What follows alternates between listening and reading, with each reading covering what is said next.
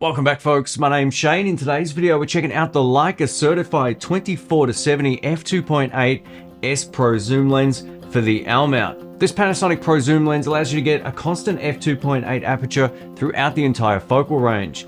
This is the lens I've wanted to try for a long time, and a huge thank you to Panasonic for the loan of this. I don't get to keep it, no money's changed hands, and all thoughts about this will be my own. I've been using this lens over the last few weeks, and while it's arguably the best lens I've ever seen from LUMIX, there's a few things that you need to be aware of if you're thinking about buying one. All of the sample clips in this review video were shot using the S5 Mark II and the S5 Mark IIX full frame cameras paired with this lens. Let's take a quick look at what this lens can do.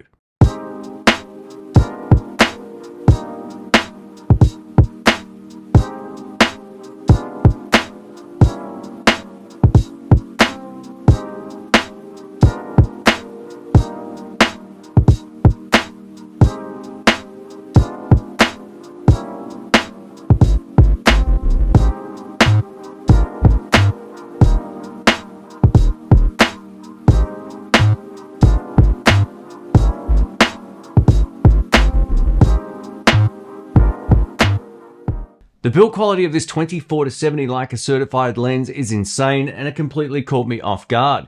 When I first opened the box, I was shocked at how much better built this was than any other lenses in my current lineup.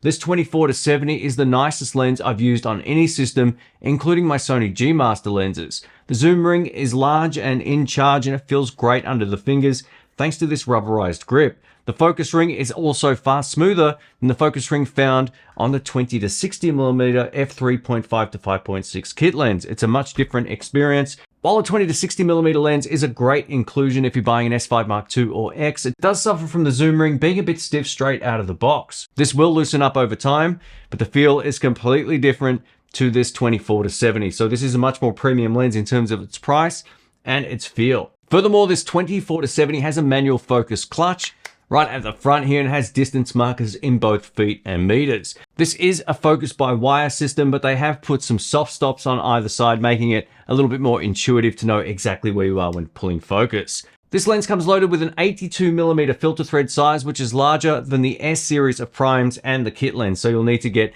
a secondary ND filter if you're not using step-up rings already. We get a minimum focusing distance of 37 centimeters, which doesn't sound that great until you zoom in at 70mm and you can get nice close-up shots. While this doesn't have the shortest minimum focusing distance, I thought at 70mm it performed fine. Shooting towards the sun, I did notice some lens flaring. Some might like the artistic look of it and some might not, but I'll show you some examples on screen. In addition to the lens flaring, when shooting towards the sun, I also noticed that there was a little bit of a lack of contrast. If you stop down, this goes away. This is wide open at f2.8. One of the standout points with this lens is how it handles chromatic aberration. On all of the photos and videos I shot, I didn't see any, so I don't know if I just fluked it or what, but even trying some high contrast shots using the LUMIX logo on my camera, I was unable to get any chromatic aberration show up on screen, so this lens performs beautifully. Now let's talk about handling. The next thing that shocked me was how big this lens was. After shooting Micro Four Thirds and APS-C, I almost forgot how large full frame glass is when you're talking about a zoom lens.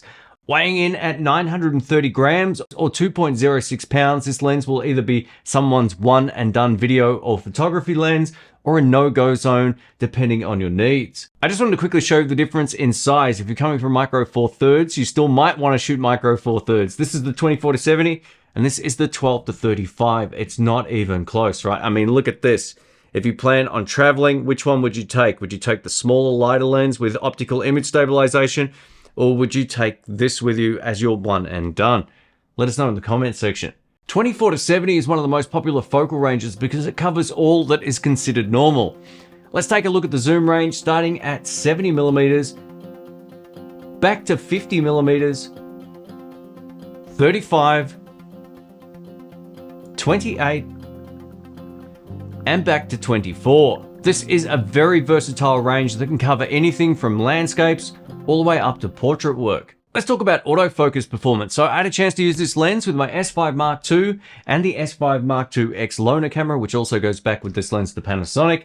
The autofocus was every bit as good as the S series of primes or the 20-60mm kit lens. While I tested this lens in a bunch of different situations, I used it predominantly for talk to camera pieces, And for a pro shoot I did with Australia's Mr. Olympia competitor, and the AF worked excellently. Here's an example of the 24-70 autofocus performance paired with the S5IIX.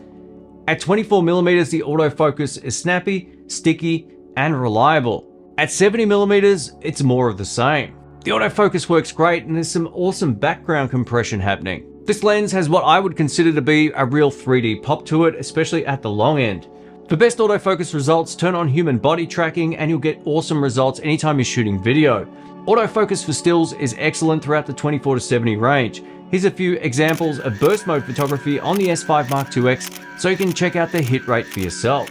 The one area autofocus mode also works beautifully with this lens. Set up a box anywhere you like on screen. You can either tap on screen, move the box, or move the camera, and you're going to get really responsive results. Like most LUMIX lenses, this 24-70 has little to no focus breathing. This means that the side of frames won't zoom in and out when you're focusing between minimum and infinity focus.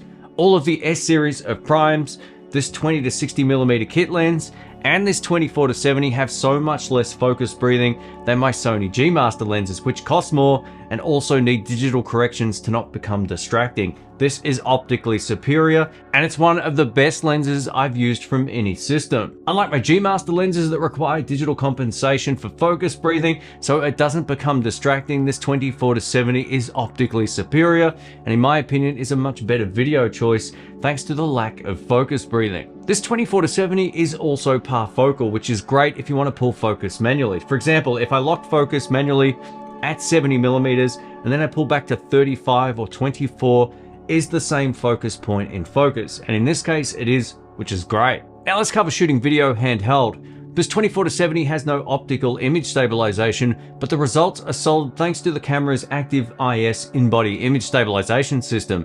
At 24mm, I got great handheld follow shots as the sensor stabilization took care of any bumps and issues. Filming while walking backwards isn't one of my strengths, but I was happy with the results. Using the stabilizer's IS boost mode for handheld shots was extremely satisfying. Considering the total package size, it boggles my mind how stable this lens and camera combination is. If you're unfamiliar with IS boost mode, it's a great way for capturing or mimicking a tripod shot while shooting handheld without any digital crops. The results, as you can see, look very impressive to say the least. Let's talk about background blur and shooting f2.8. While I touched on this before, the fast 2.8 aperture makes for some great subject separation and 3D pop from the background. While most YouTubers are guilty of shooting at f1.4, 2.8 is where it's at for professional work. This 2.8 aperture ensures you'll nail focus if you switch over to manual focus mode. As you can see from these sample photos, there's some nice background blur and bokeh. Again, zooming in from 50mm is where all the creamy backgrounds really start to shine. Now let's cover low light performance. The LUMIX S Pro 24-70 is a great low light lens when paired with any of the LUMIX full frame cameras. f2.8 is more than enough to let in plenty of light, and thanks to the dual native ISO of 640 and 4000 on the S5II, I had no issues getting great results in a lower lit situation, as you can see from these samples.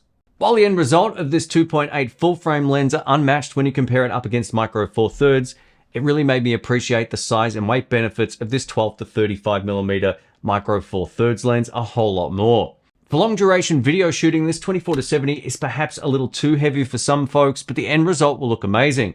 For travel purposes, I would still opt personally for the Micro Four Thirds equivalent. If you have no problems with the size and weight, then this f2.8 full frame lens will give you excellent low light performance and more shallow depth of field with the same settings over Micro Four Thirds. I just wanted to touch on this topic because I really felt like anyone going for this lens really needs to understand just what you're buying in terms of size. Let's talk about the 20-60mm kit lens versus this 24-70. If you know the channel, I did a full video about the 20-60 kit lens for the S5II and why I like it so much. The smaller form factor and lower price of the 20-60 might be enough to get the job done in most scenarios. Sure, it doesn't do the 24-70 classic zoom range and it doesn't have a constant aperture, but it goes wider at 20mm even though it's f3.5. This is a great wide angle field of view and it's one of my favorites. The kit lens also starts getting darker as soon as you turn the zoom ring. This is where the LUMIX S Pro has the biggest advantage. Professional videographers will see an improved end result with the 2.8, especially for run and gun work where you don't want to continually adjust your ISO to compensate for the 20-60's variable aperture. I'm gonna give you my final thoughts. The LUMIX S Pro 24-70 f2.8 is insane in all of the right ways.